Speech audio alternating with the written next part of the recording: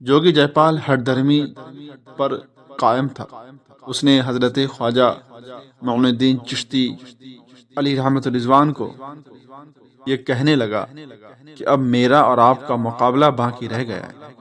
आपके लिए बेहतर ये है कि आप अभी इसी वक्त अजमेर छोड़कर चले जाएं, वरना आसमान पर जाकर आपके ऊपर इस कदर बलाएं बरसाऊंगा कि आप संभल नहीं पाएंगे, आप मेरे जादू से बच नहीं पाएंगे। ये सुनकर हजरत ख्वाजा मोइनुद्दीन चिश्ती अली रहमत रिजवान ने क्या ही खूब इरशाद फरमाया कि ऐ जोगी जयपाल, तेरा मुकाबला करने के लिए मेरी जूतियां ही काफ़ी है। तू पहले मेरी जूतियों से मुकाबला कर, उसके बाद तू मुझसे मुकाबला करना। इतना कहना था कि जोगी जयपाल दिल ही दिल में काफ़ी शर्मिंदा हुआ, मगर उसे पृथ्वीराज की नाराज़गी का भी डर था। इसीलिए कि पृथ्वीराज ने उसे गरीब नवाज अली रहमत रिजवान के पास इसीलिए भेजा था कि तुम जाओ, जाकर उनका खात्मा कर दो, जाकर उनका नामो निशान मिटा दो, उन्हें निस्तो नाबूद कर दो। उनके चाहने वाले, उनके मानने वाले को तरह तरह के मुसीबतों में गिरफ्तार कर दो, ताकि लोग उनसे दूर जाने लगे, कोई उनके पास ना आए। लेकिन आखिरकार उसने गरीब नवाज अली रहमत रिजवान से मुकाबला करना शुरू कर दिया। जोगी जयपाल हिरन की खाल में हवा भर के उस पर बैठ गया और आसमान के तरफ परवास करने लगा। फिर वो आहिस्ता आहिस्ता नजरों से गायब हो गया। ये देखकर लोग दंग रह गए, लोग परेशान हो गए कि अभी तो जोगी जयपाल निगाहों के सामने था, अब ये कहाँ चला गया है, दूर दूर तक ये दिखाई नहीं दे रहा है। उसके बाद हजरत ख्वाजा मोइनुद्दीन चिश्ती अली रहमत रिजवान ने अपनी जूतियों को हुक्म दिया कि जाओ उस काफिर, उस मरदूद को मारते मारते जमीन पर ले आओ। हुक्म देते ही हजरत ख्वाजा मोइनुद्दीन चिश्ती अली रहमत रिजवान की जो जूतियां थी वो हवा में उड़ने लगी। लोगों की निगाहें आसमान की तरफ उठी हुई थी। चंद लम्हों में जोगी जयपाल जमीन पर उतरता हुआ नजर आया। जोगी जयपाल के मुंह पर जूतियों की निशान थी और वो पिटते पिटते उसका बुरा हाल हो चुका था। बेहद उसकी शक्ल सूरत ऐसी हो गई थी कि उसकी शक्ल सूरत में जूतियां ही की निशान मौजूद थी। जरा आप सोचें कि कितनी जूतियां उसको लगी थी कि लोग उसकी शक्ल सूरत को पहचान नहीं पा रहे। जैसे ही जोगी जयपाल जमीन पर आया तो फौरन वो सरकार गरीब नवाज अली रहमत रिजवान के कदमों में गिर पड़ा, माफी मांगने लगा और अर्ज करने लगा कि हुजूर मुझे माफ कर दीजिए, हुजूर मुझे अपनी बारगाह में पनाह दे दीजिए, हुजूर मुझसे गुस्ताखी हो गई है, हुजूर मेरी इल्तिमास को अपनी बारगाह में कबूल फरमा लीजिए। और वो काफी शर्मिंदगी का इजहार कर रहा था। लेकिन कहा जाता है कि जो अल्लाह के वली होते हैं, जब उनकी बारगाह में कोई आता है, अपनी आजिज़ी इनकिसारी पेश करता है, तो अल्लाह के वली उसे खाली हाथ नहीं छोड़ते। अल्लाह के वली उसकी फरियाद को, उसकी इल्तिमास को, उसकी रिक्वेस्ट को कबूल करते हैं। ये अल्लाह के वलियों की शान होती है। अल्लाह के वली लोगों को अपने करीब लाना चाहते हैं। अल्लाह के वली जो होते हैं वो यही चाहते हैं जितने गुनाहगार लोग हैं वो गुनाह से तौबा करके मेरे करीब आ जाएं और मैं उनको अल्लाह रब्बुल इज़्ज़त का सच्चा पक्का मुत्तकी परहेज़गार बंदा बना दूंगा। मैं उसको आशिक़े रसूल बना दूंगा। मैं उसको आशिक़ी अहले बैत बना दूंगा। मैं उसको आशिक़े सहाबा इकराम बना दूंगा। मैं उसको दुनिया में रह के गुनाहों से बचने वाला बना दूंगा। मैं उसको नमाजी बना दूंगा। गोया कि मैं उसको नेक सालिह कामिल इंसान बना दूंगा। यही अल्लाह के वली की खासियत होती है, यही अल्लाह की वली की फिक्र होती है। जब जोगी जयपाल आपके कदमों में आकर आपसे माफी तलब करने लगा तो आपने एक प्याला पानी का मंगाया और اس جوگی جےپال کو پانی پینے کا حکم دیا۔ جیسے ہی جوگی جےپال نے پانی کو پیا تو اس کے دل سے کفر کی سیاہی دور ہو گئی اور وہ صدقے دل سے کلمہ پڑھ کر مسلمان ہو گیا۔ اس کے بعد سرکار غریب نواز علی رحمت الرضوان نے اس کے سر پر ہاتھ پھیرتے ہوئے فرمایا، اے جوگی جےپال، تمہارے دل میں کوئی آرزو ہو تو بیان کرو۔ جوگی جےپال نے آپ کی بارگاہ میں عرض کیا کہ حضور، حق کی طالب، ریاضت و مجاہدات سے جس مقام پر پہنچتے ہیں مجھے بھی وہ مقام عطا فرما دیجیے۔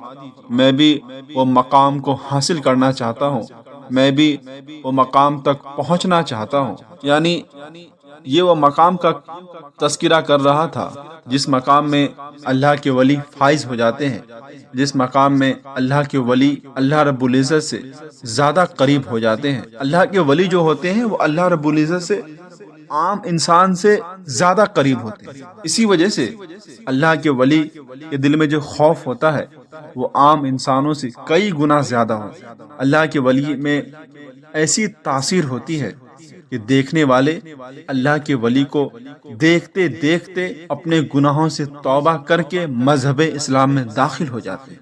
جو اللہ کے ولی کے چہرے کی زیارت کر لیتا ہے اس کی دین اور دنیا دونوں بدل جاتی ہے۔ جو اللہ کے ولی کی بارگاہ میں آ جاتا ہے، اللہ کے ولی دعا کر دیتے ہیں تو اللہ رب العزت اللہ کے ولی کی دعاؤں کو رد نہیں کرتے۔ حضرت خواجہ معین الدین چشتی اجمیری علیہ رحمۃ الرضوان نے ارشاد فرمایا کہ اے جوگی جےپال، تجھے معلوم ہے یہ مرتبہ فقراء کی صحبت اور ہم نشینی کے بعد ہی ملتا ہے۔ جوگی جےپال نے عرض کیا کہ اے میرے آقا، اے میرے مرشد، آپ نے جو کچھ ارشاد فرمایا ہے وہ درست ہے۔ میری دلی آرزو یہ ہے کہ میں اس مقام کا اپنی آنکھوں سے مشاہدہ کروں، اپنی آنکھوں سے دیکھوں۔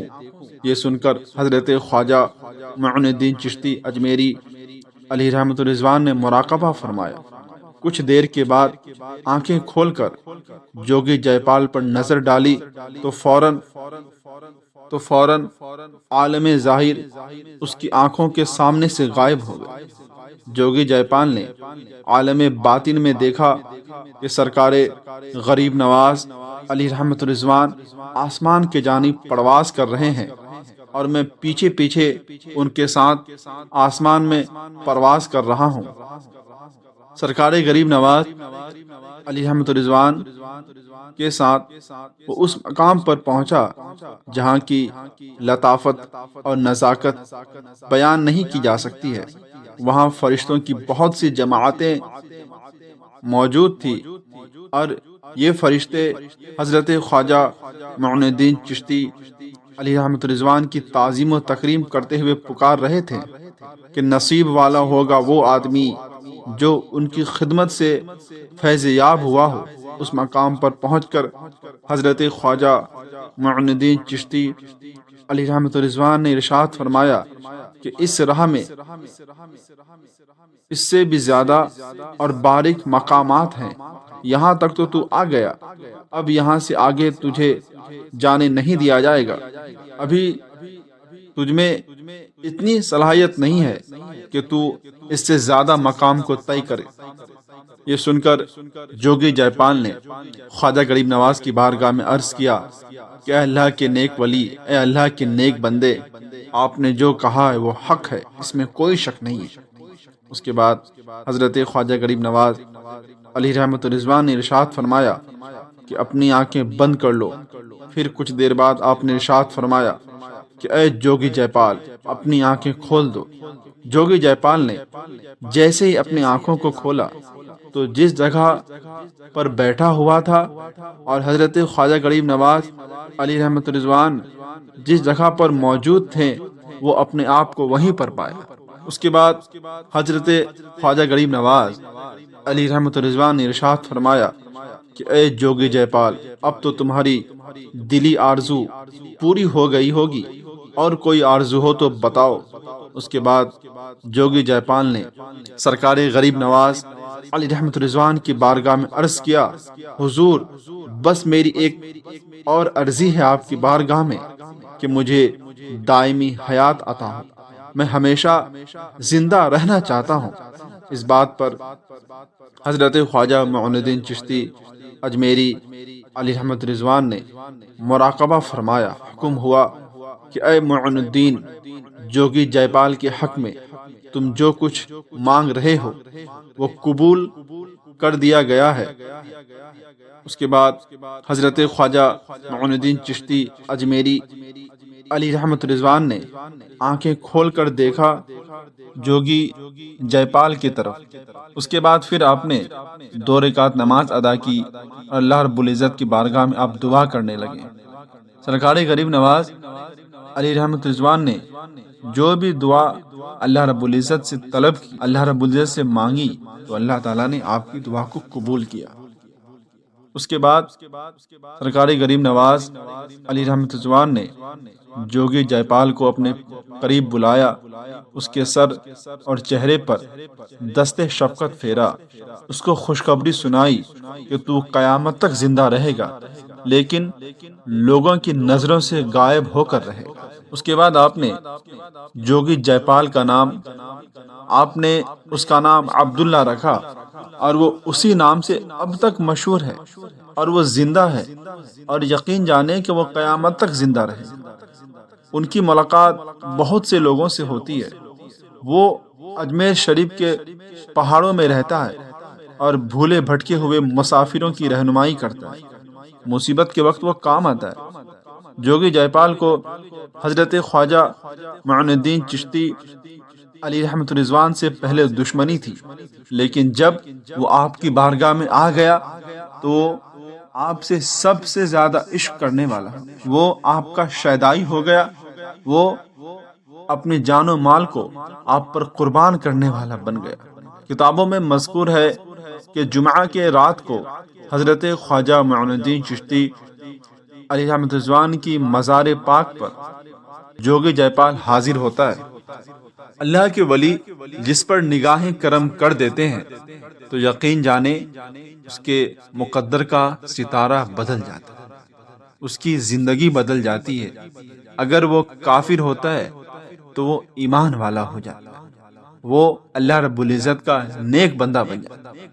اگر کوئی بد عقیدہ ہوتا ہے تو وہ سنی صحیح العقیدہ ہو جاتا ہے۔ اگر کوئی گستاخ رسول ہوتا ہے تو وہ پیارے حبیب صلی اللہ تعالی علیہ وسلم کا سچا پکا عاشق اور شیدائی ہو جاتا ہے۔ نگاہیں ولی میں وہ تاثیر دیکھی، بدلتے ہزاروں کی تقدیر دیکھی۔ یقین جانے کہ اللہ کے ولی کی نگاہوں میں اتنی تاثیر ہوتی ہے کہ وہ جس چیز کو چھو لیتے ہیں اللہ رب العزت اپنے فضل و کرم سے اس چیز کو ان کے تابع کر دیتے ہیں، وہ چیز ان کے تابع ہو جاتی ہے۔ وہ جو چاہے جیسا چاہے اگر اس کو حکم دے دیتے ہیں تو فوراً وہ آپ کے حکم کی تکمیل کرنے میں لگ جاتا ہے۔ یقین جانے اسی لیے کہا گیا ہے کہ اللہ کے ولیوں سے دوستی کرنا، اللہ کے ولیوں سے دشمنی نہ کرنا۔ کیوں؟